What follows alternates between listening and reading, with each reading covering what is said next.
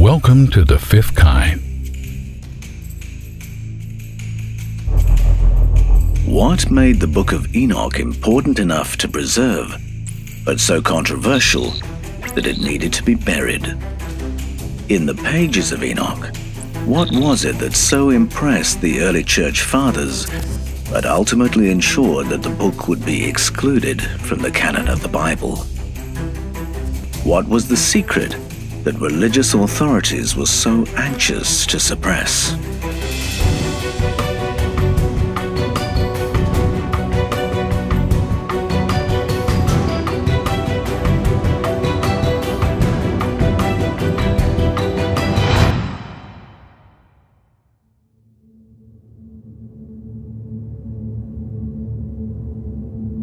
The Qumran Caves on the northern shore of the Dead Sea. It was in caves hidden in these Judean mountains that an ancient religious community hid its precious archives of papyrus scrolls and manuscripts. In 1947, a shepherd throwing rocks was surprised by the sound of a breaking pot. When he investigated, he realized he'd stumbled upon an incredible treasure trove of ancient texts. Between 800 and 900 manuscripts have since been recovered, among them some of the most important historic and religious texts ever found. Among them, the Book of Enoch.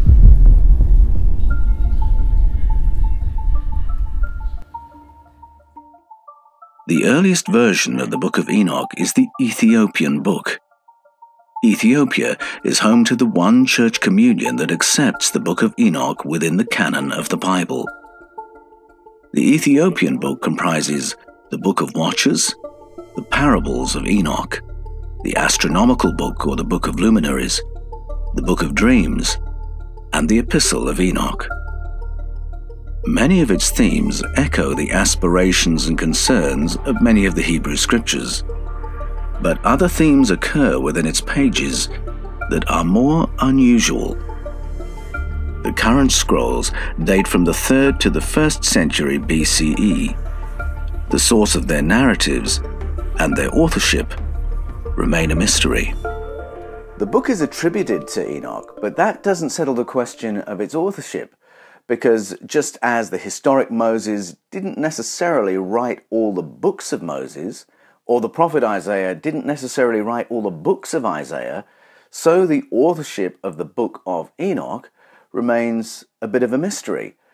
But Enoch himself is a fascinating figure and very intriguing. He's an ancestor of Noah. Noah is his great-grandson, and he himself, Enoch, is the great-great-great-great-grandson of Adam and Eve, which, if you think about it, if I'm doing my maths right, means he had 62 other great-great-great-great-grandparents in the same generation as Adam and Eve.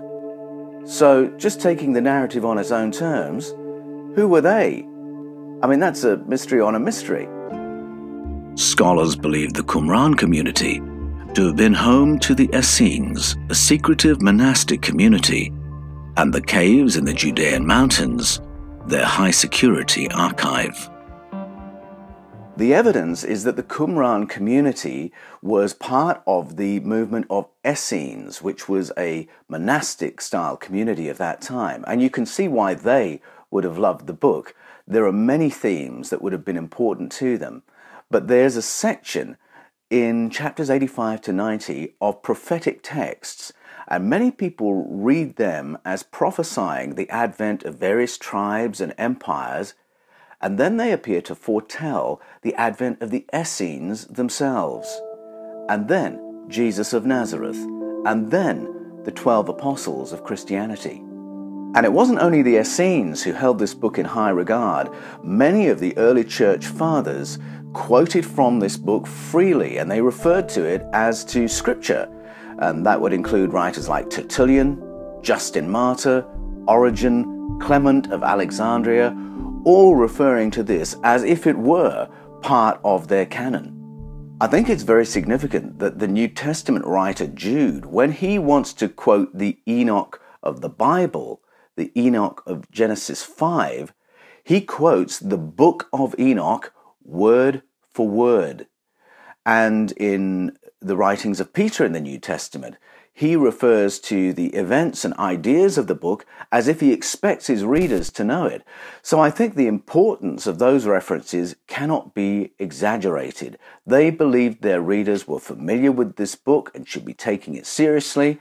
It is a book of great importance if we want to understand the view of the ancients with regard to human origins. Given the high regard in which the book was held in ancient times, what was it about the book's contents that made it so controversial that it had to be excluded from the official canons? In chapters 1 to 36, we read the Book of Watchers. It details contact between entities from off-planet and human beings. Some of that contact is benign and nurtures the emergence of human society. The Watchers teach the humans how to cultivate crops, how to use medicine and other healing modalities. The Watchers teach metal technology and introduce the humans to adornments, jewelry, and makeup. That aspect of off-planet people, the Watchers, coming and teaching Homo sapiens how to farm and to build a civilization, that marks the Book of Enoch out as very different to the books that we find within the canon of the Bible.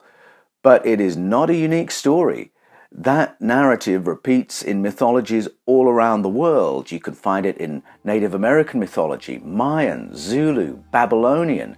All make the claim that in our prehistoric past there was an intervention. People from off-planet came and nurtured the human race as a conscious, intelligent, technological species and gave us the building blocks of civilization. But though that narrative has been allowed to remain in indigenous mythologies all around the world, it seems that that admission of a wider ET family was an admission that the Jewish and Christian religious authorities were not willing to make. Of all the lessons given by the Watchers, one that concerns much of the Book of Enoch is the lesson in astronomy. This is another aspect in which Enoch differs from the other Jewish texts. Astronomy or astrology, which were all part of the same thing at that time, not favorably looked upon in the Bible, but it's there as a theme in Enoch. Again, where there's a point of difference from the other Jewish writings, Enoch finds correlations in other world mythologies. The moment you listen to other world mythologies, you hear the same notes. Mayan astronomy is a byword for sophistication. Egyptian, Sumerian, think about the Dogon people with their knowledge of the Sirius star system. In Enoch, we're told about the movement of the moon around the earth around the sun, the fact that the moon reflects the sun's light, the nature of eclipses and the cycles of the moon. How was the writer shown that? Did he see it in the flesh? Did he physically travel? Was it through an altered state of consciousness? Was he shown textbooks? Was it a remote viewing? By the time we're in the late chapters of the Book of Enoch, the suggestions are there that it was all of those. Among its most explosive claims is the book's account of the abduction of human females by 200 of the Watchers. Their offspring are described as giants. The name the Book of Genesis gives them is Nephilim. Greek legend calls them the Titans, and mythologies all around the world tell their own versions of this intriguing episode. Writing in the 1st century of the Common Era, the Jewish historian Josephus refers to the ancestral memory of human abductions and hybridization unpacked by the Book of Enoch. Josephus refers to that as history, and he points to the existence of giants in his own time as material evidence of that ancient intervention. Now, it's interesting that he also notes that the Greek legends have maintained a written tradition of that story. He also refers back, of course, to Genesis chapter 6, where the story of abductions and hybridization is told so briefly, so swiftly, that it's quite, and with no introduction of these random characters turning up to do this, that it's quite clear that the writer of Genesis 6 assumes his readers already know this story from another source. Yet the narrative of human abductions is an aspect of the book which remains the hardest for many to process.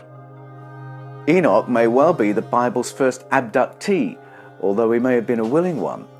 When we read chapters 80 and 81, we see Enoch being given a year's notice before the watchers take him. If we go to Genesis and read chapter 5, verse 24, it tells us this about Enoch. It says, Enoch walked 365 years, and then the Elohim took him away. Now that word Elohim means the powerful ones. So the watchers in the book of Enoch are among the Elohim, the powerful ones of the biblical narrative. If we go to Genesis 6, where we find the Bible's reference to the watchers coming, it describes them as Bene Elohim, and that word means they are a kind of Elohim. So the watchers of the book of Enoch are Bene Elohim or Elohim in the biblical text. Now, if you dig a little deeper, you go to the source narratives on which those early biblical stories are based, you're going to find yourself in the Sumerian texts, and they speak about sky people or star people. And among those people, 300 are dispatched to what they call stations in the stars, which I think we would call space stations. And their job is to work as observers. That's the word used in the Sumerian, observers. So watchers in the book of Enoch, observers in the Sumerian narrative. I don't think that is a coincidence. So why didn't the book of Enoch make it into the canon of the Bible? There's a very broad consensus among biblical scholars today that the Hebrew stories of beginnings took their current shape through decisions and edits made sometime in the 6th century BCE. In Christianity, decisions were made from the 2nd century onwards that shaped up what was to become the New Testament and made the call to glue it to the Hebrew canon to create a Christian Bible. Now, all those decisions were taken on the basis of a monotheistic worldview, and so the edits in the Hebrew scriptures were to monotheize them.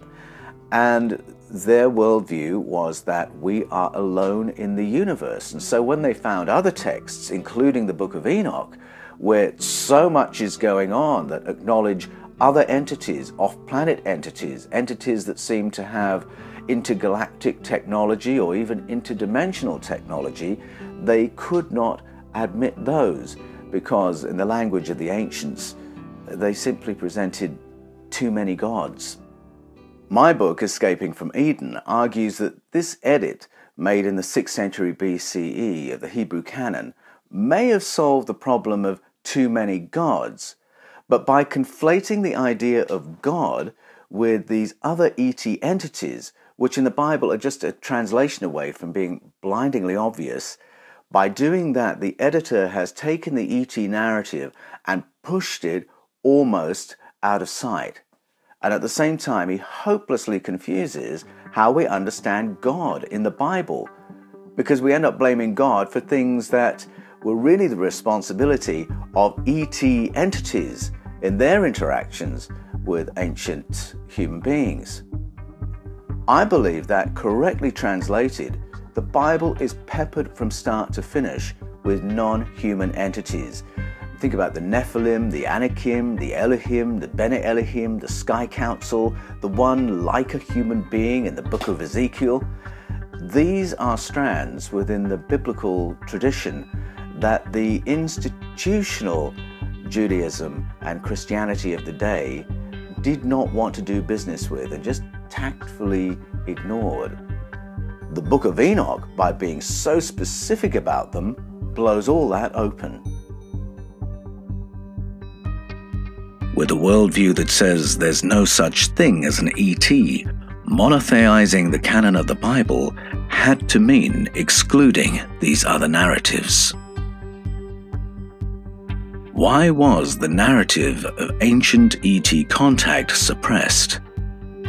What was so taboo about reporting the Watcher's role in our Great Leap Forward? Why was the narrative of human abduction and hybridization allowed to remain in other indigenous mythologies around the world, but excised from Judaism and Christianity?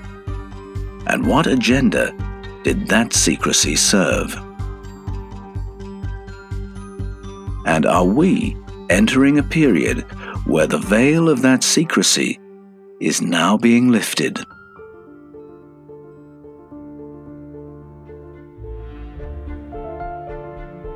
Thank you for watching The Fifth Kind. We hope you enjoyed this thought-provoking program. With ever-changing algorithms, updates, and censorship regulations on YouTube, this video and others like it could soon become much harder to find. If you like our work, and you'd like to know whenever we publish our latest videos, it's really important that you click the bell icon and turn on channel notifications just next to the subscribe button. Please like and share this video and help make sure this type of content stays around and is available for others who may be seeking it. Please check out our official website at www.thefifthkind.com, where you can sign up to receive our latest newsletters, stories, and select featured content that is only available on alternative platforms. Thanks again, and we'll see you next time.